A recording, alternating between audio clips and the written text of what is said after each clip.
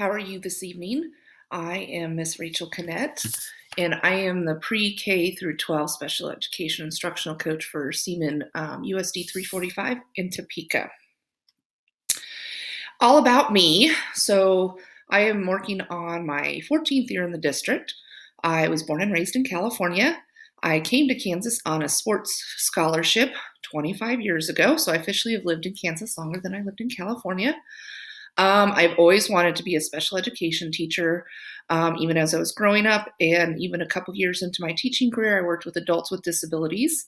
And before I got to my schooling and got through it, and while I was in school, I was also a para for 6 years. I worked in an autism classroom and a low incidence classroom at the middle school. I finally graduated in 2006 with my bachelor's, and then turned around and graduated with my master's in special education in 2009. I started in Seaman in 2006. I was an interrelated resource teacher for grades K through 6 for about 10 years. Then I was an interrelated resource teacher focusing on the primary grades, K2 for 2 years. Then I was a behavior integration specialist at a particular school in our district for 1 year. And then I was a pre-K special education consulting teacher for 1 year. And then currently my new title, similar position as the consulting teacher, my title just changed. And I am directly under the special education teacher. And my title is that I am a SPED instructional coach. For the duties and responsibilities of my position, I do report directly to the special education director, and I am directly under her. For some of the things that are part of my daily duties, I oversee all the special education paraeducators in the district in terms of hiring, making sure they have in-service hours, being sure they make it to staff development, provide any training. I mentor currently 3 new SPED teachers. 2 of those are in their first year of teaching, and 1 is in her second year. I oversee the e-mentoring program for our district, and this is a program that is run through Greenbush that is for new teachers up to 3 years. We currently just support our first year teachers with this program, and that allows them to connect with a mentor outside our district who maybe is working in the same position that can provide some additional insight into issues that come up or problems that they have. They can get input back on videos that they've done of their teaching. So kind of a second possibility for a mentor in their same position. I am the coordinator of our nonviolent crisis intervention program. We train about 150 of our staff in our district, both regular ed and special ed and paras, as well as teachers. I am the coordinator of our autism resource team for our district. We have 7 members on our team, and I kind of oversee that. I'm a member of our assistive technology team and our district leadership team. One of my bigger things as well is assisting with IEP compliance. So assisting all teachers and making sure our IEPs are in compliance with the state regulations as well as our district policies. A lot of it I help with being sure that they can write good solid goals when it comes to new referrals, how to determine if a student is truly eligible based on disability indicators, but also how to make good solid goals to support their needs. I provide professional development throughout the district. I participate in just about all of our buildings, special education professional learning communities that are done monthly in each of the buildings.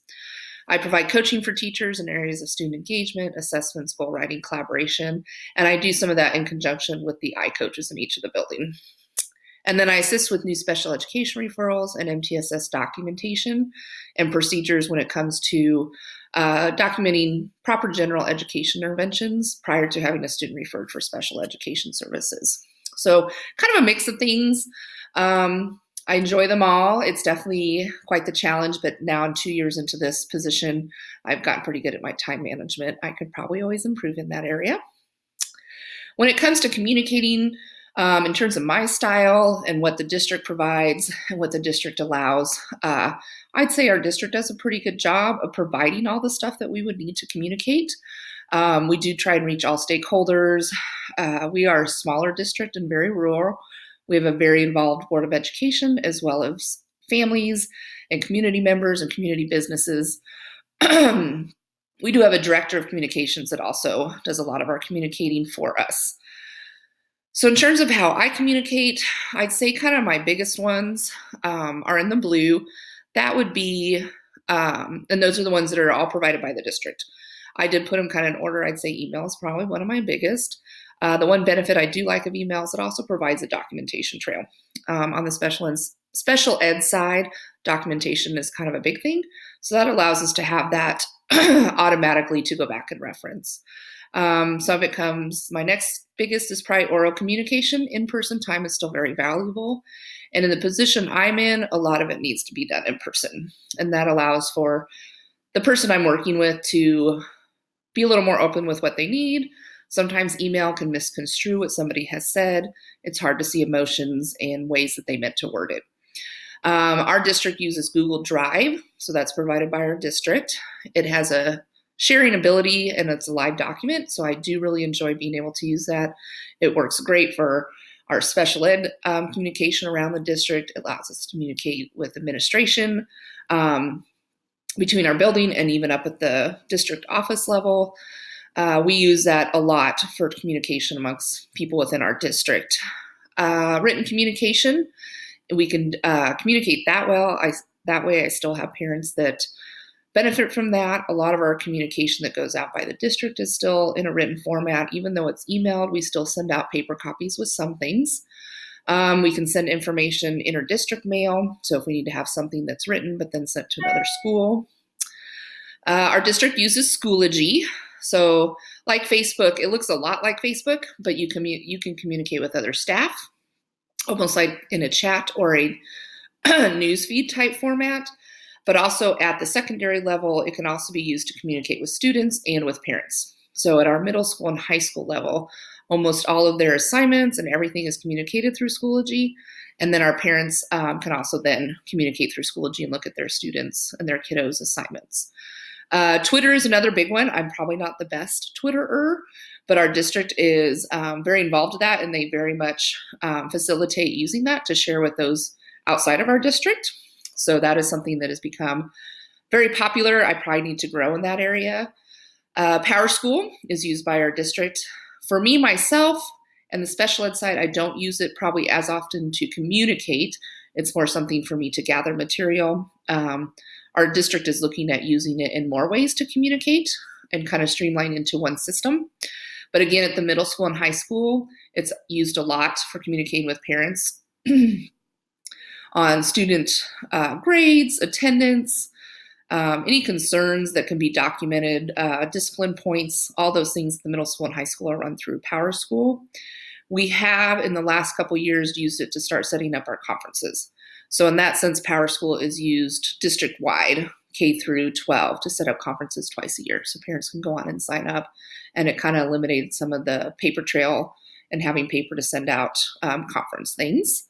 And then Facebook is probably a big one. However, I don't know that I communicate much that way.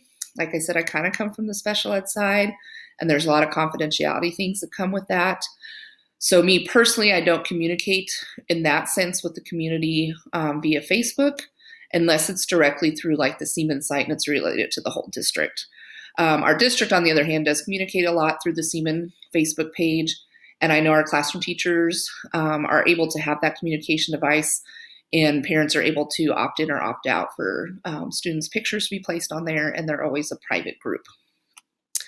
In terms of something that I think I would like to use more that could be a possible communication is finding a good app for teachers to communicate with parents from a cell phone. I know texting and cell phones are something that just about every parent probably has, without possibly having your personal number come through.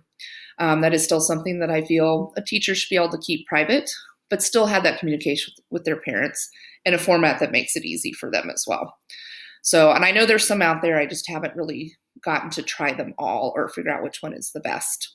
So as I said, the ones in blue are the one that the teachers or the district provides. I don't feel I've needed anything beyond that, or that I've had to go out and buy anything by myself. In terms of our district policies, some of it I shared, but I feel our district does a pretty good job of communicating in multiple ways to best reach all our stakeholders.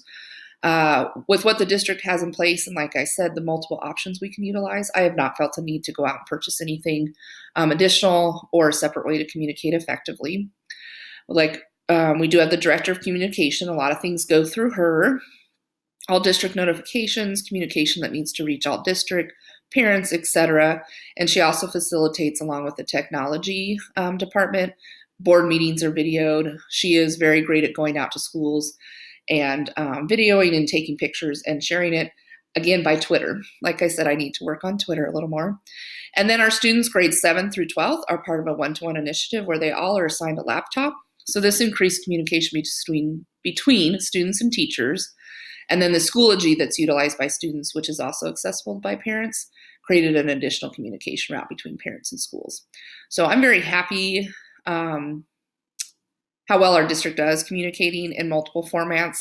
I know sometimes we want to assume that all parents have access to technology, when in reality, there's still some parents that don't have that access. So we still make sure that we share things by paper, that they might come home in an email that they can access on a phone, but sometimes they don't always have a computer to look at something that is openable on a phone. So we also provide access to computers within the district if parents need to come in and access something that's on the web. Especially during our enrollment, we have open computer access time, so parents are able to come and enroll students on the computers if they do not have something like that at home. That is all about me and my district and my communication style at this point, and I look forward to hearing other people's districts' communication styles as well as each of you. So thank you.